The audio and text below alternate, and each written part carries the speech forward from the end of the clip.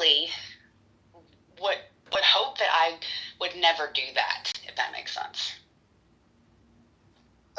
Can I make fun of us right now? Yes, that's the best way. That's the truth. Hey, everyone! Welcome to another edition of Comedians, Stupid People on Clubhouse, especially the names Sasha and Steph. The names that start with S are absolutely retarded.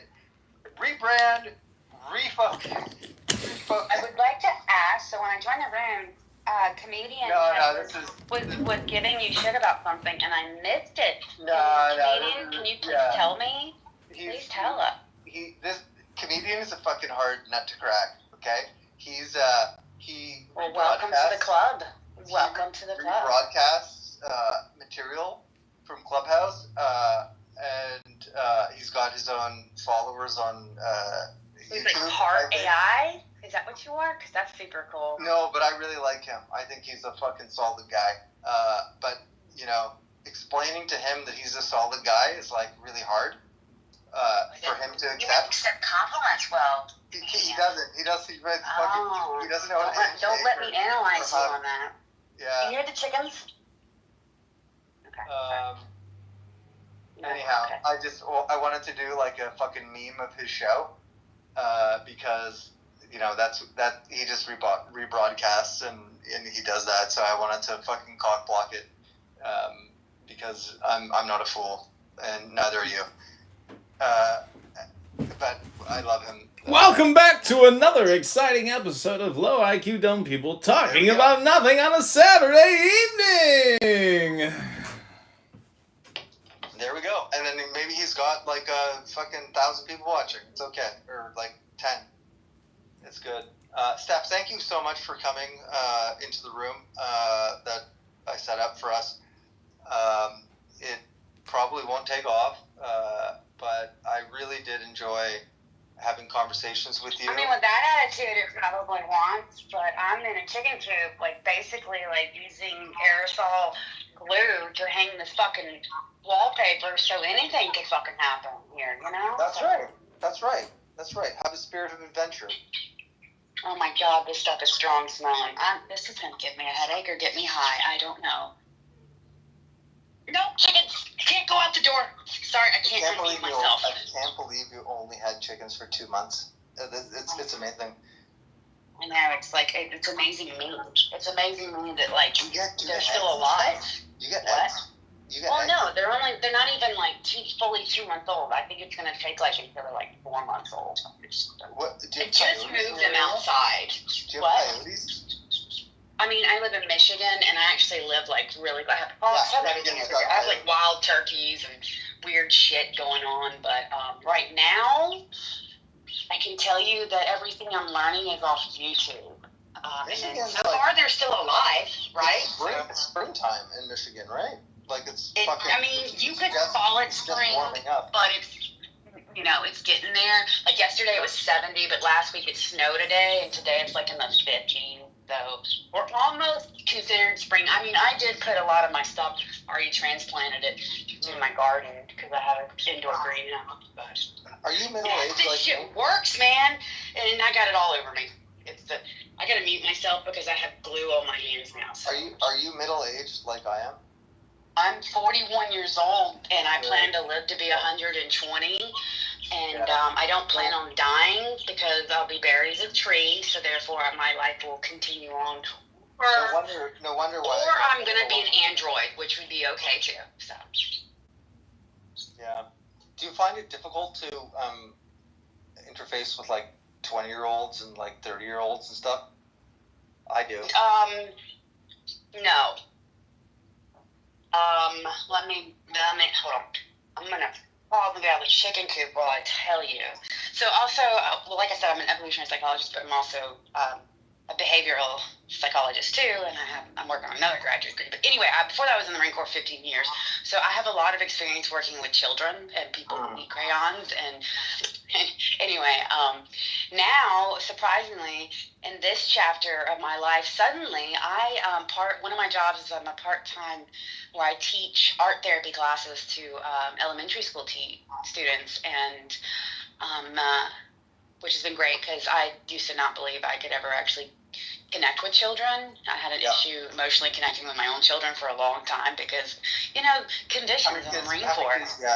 Oh my God, do you really want to know that one? Because that's a whole nother fucking room, Sasha.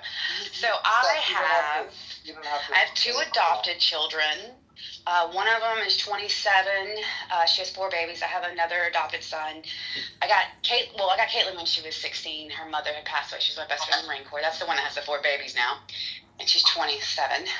And then I got Jesse when he was 11 and I was in my early 20s. He was actually my stepson in my first marriage, and I adopted him, but he died when he was 18. And then I had Tyler Christian, but he died when he was 3 months old in the NICU. And then I had Tyler Ronan. He was also premature, but he has turned 17 2 days ago, and he's awesomeness. And then I have my daughter, Annalie. She is 11 and does a very strange relationship with me and her because, that's a complicated story. And then I have 2 stepchildren now. That is 13 turning 14 and a 10-year-old. No, I'm not. I'll get there. And then I did have 2 other stepdaughters in my second marriage I was close to. And technically, because my adopted daughter, Caitlin, she has 4 babies, legally I would be a grandmother, but we don't say that because I'm CC and there's no fucking way a 41-year-old would have 4 baby grandchildren. What? That's crazy, right? And I didn't give birth to Caitlin. I got her when she was 16. So that's weird. But as far as nurturing, no, that has not been a thing for me for many years. There's a whole story behind that. Well, probably there's not a whole story.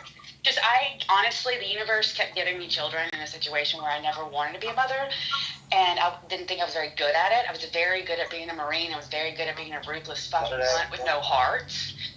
And unfortunately, I had 5 combat tours, and being a Marine just doesn't seem to be very supportive to having a marriage or being a mother. Just doesn't compute very well, if that makes sense. So I failed at those couple things for a while, and for a long time, even when custody changed after my second divorce, things I wasn't very nurturing in a way that a mother would. I was present, but I wasn't present. Does that make sense? I was there. Okay, I got to do this, I got to do that. I wasn't really there. Yeah. But things changed. And after my second graduate school, and then I started gardening, and which is another whole story. No one would even recognize me gardening. I started doing it. It's the weirdest shit. You couldn't pay me to cut grass. It's I was 36 years old, and I was like, dude, I never cut grass on my own. I'm being serious. I never cut grass, and I was like, why do I need to learn to cut grass? It wasn't essential to my survival all this time. I either lived in a home that somebody cut the fucking grass for me, I paid somebody, or my husband did it. So why do I need to learn how to cut grass? But then I was in a situation where I didn't like how the people cut my grass, and the guy that is now my third husband, I moved into his house before we got married, and sold mine. Well, anyway, he had these ugly ferns, and I just couldn't stand the ferns, and I ripped them out. Next thing I know, 5-6 years later, here I am, and I'm really good at gardening. So that's where we're at. Anyway, long story short. How many years did it take you? Well, the gardening thing, how it pretty instantaneously did I fall in love with it, but 5-6 years. To be good at it, I wouldn't say. It probably took me about 2 years to really watch a lot of YouTube, and but about being a parent, is that I wasn't always nurturing it. Kind of convinced myself. They're intertwined. That's why I bring it up. They're intertwined. So when custody changed after my second divorce, I agree. I struggled to this point in my life where okay, I'm not in the Marine Corps anymore. That kind of mentality no longer serves. Now I have these degrees in psychology. I'm more aware, but my children weren't around me. I only had them part times of the year, summers, holidays type thing, and I had a void for a while. Yeah, and it's messed up. So garden came in my life. I'm almost done. I'm almost done, and I'll tell you, and I'll let you. What I'm saying is you asked me. You said I was nurturing. That's my life changed. I never thought I was nurturing. Then suddenly I found it within gardening, and then something happened with me and my son where I found myself being actually present and nurturing, and something I never expected inside me, where I felt like a mother and felt present, that I had convinced myself that I wasn't capable of, because I was like, why does the universe keep giving me fucking kids? I suck at it. I keep failing at it. The next thing I know, I started realizing maybe I could be. And then suddenly now I love being around kids and I love being nurturing. And I can't say I'm good at it. Some people like to tell me I'm good at it. I mean, people pay me to actually be good at like teaching them how to be a better parent now, which is fucking weird. But long story short, who I am today, I would say I'm nurturing. But to say that I always was, no. That's where I end my story. And now I gotta glue up my hands. Okay, now tell me what you were gonna interrupt me and tell me, because I don't mind. Okay, this is what I was gonna say. I'm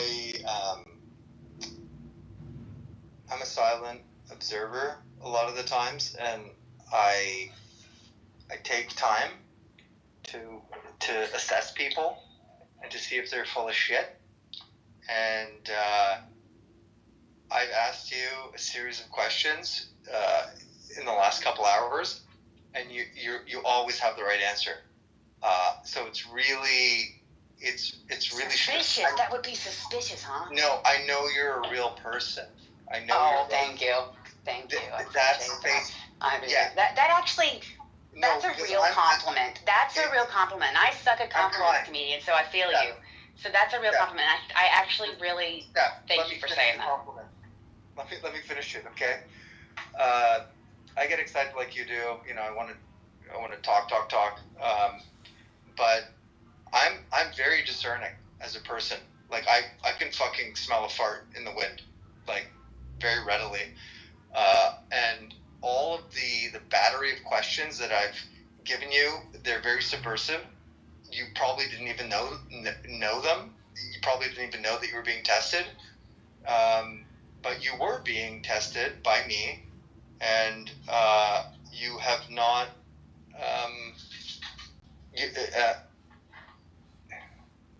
You passed. You passed. Okay. It's very strange. You know, I'm just giving you a big compliment right now. That's all. I really appreciate it, and I hate that my phone cut out for 10 seconds of it, because I was like, oh man, I passed the test. I didn't even know I was taking it, because like I have really bad test anxiety, so if you would have told me, I probably would have failed. But kidding. So that really is a really great compliment. I was actually speaking to a friend of mine how I suck at taking compliments, and I'm working on that. But she laid it out to me that when you're being authentic and you're being real, part of receiving compliments is kind of like, are they complimenting you one of your masks that you're showing that you want them to know about you? Are they complimenting that? Because that's hard to take for most people. But if you're being real and authentic, it's a lot easier to take a compliment, because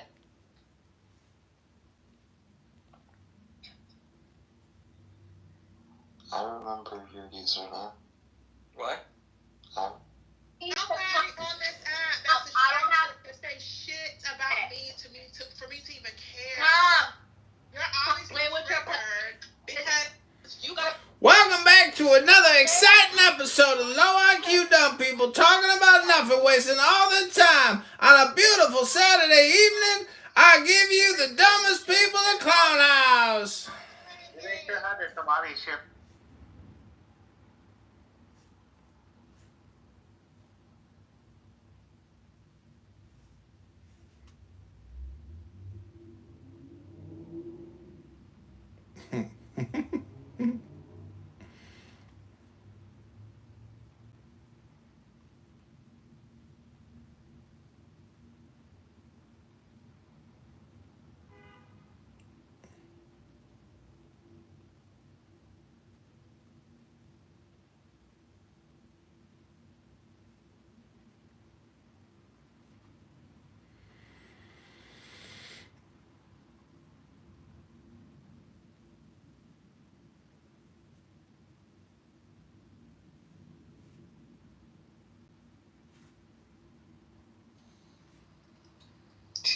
It says on the internet that Shira is the brightest star the night Yes, sky. the Quran mentions that Shira, she's the brightest stars.